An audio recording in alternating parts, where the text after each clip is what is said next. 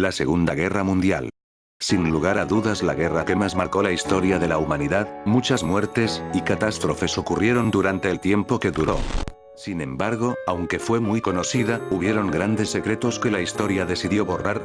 No obstante, uno de esos secretos ocurrió en un país que consideraríamos como neutral en la guerra.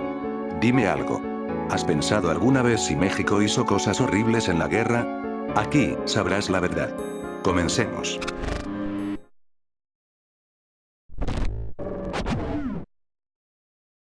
Esta historia toma lugar en los hechos ocurridos el 13 de mayo de 1942 en México. Más exactamente en el Golfo de México. Como tenemos conocimiento, México siempre ha sido un país neutral, y que nunca ha participado en la guerra, sin embargo esta vez es la excepción. El buque petrolero, de nombre Potrero Llano, fue atacado y inutilizado a las 11:55 de la noche por el torpedo de un submarino alemán tipo U-564. Comandado por Reinhard Seuren, un capitán de las fuerzas enemigas del Eje. En el ataque al barco murieron 14 de los 35 marinos que iban a bordo.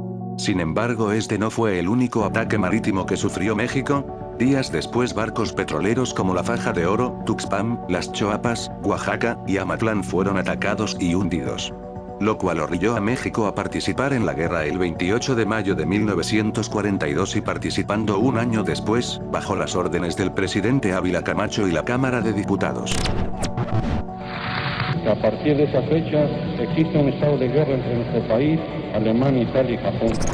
Sin embargo, hay cierta especulación seria en estos hechos, sobre la posibilidad de que Estados Unidos haya intervenido contra México y hundiera los barcos petroleros en secreto, para obligar a México a entrar en la guerra. Además de esto, Alemania no tenía hostilidad hacia México.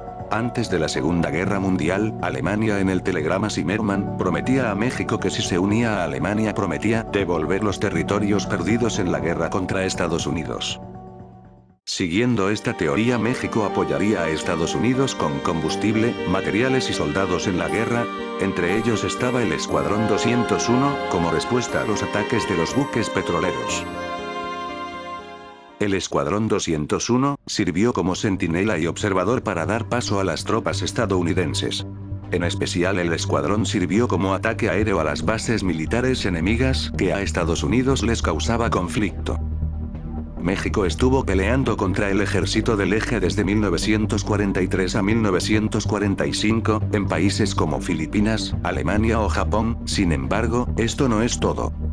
En tierra también habían 250.000 soldados mexicanos, los cuales se unieron a los ejércitos aliados de Estados Unidos. Y en territorios aledaños a México, el presidente Ávila Camacho tenía preparados 150.000 soldados charros, como respuesta a un ataque terrestre por parte de Alemania.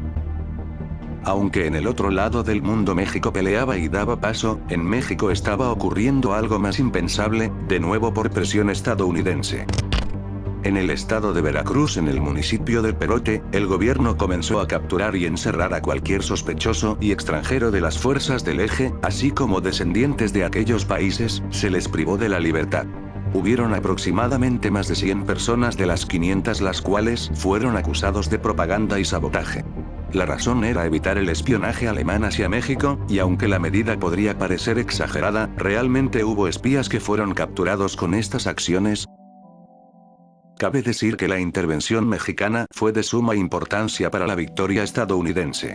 Este capítulo, sin embargo, abrió relaciones con Estados Unidos y fortaleció económicamente a México, pues antes de lo ocurrido, México expropió el petróleo y había tensión al expulsar a los dueños extranjeros. Esto nos deja una lección importante, y es que por más pacífica que sea una nación siempre habrá tenido un pasado turbio. Y en parte esta historia nos enseña el potencial que puede tener México. ¿Qué es lo que piensas acerca de esta historia? Si tienes alguna historia que quieras compartir, solo recuerda dejarla abajo y la leeré. Me haría muy feliz que comentes si te gusta mi contenido. Sin nada más que decir, nos vemos en el próximo video. Se despide su amiga, Realivlogs.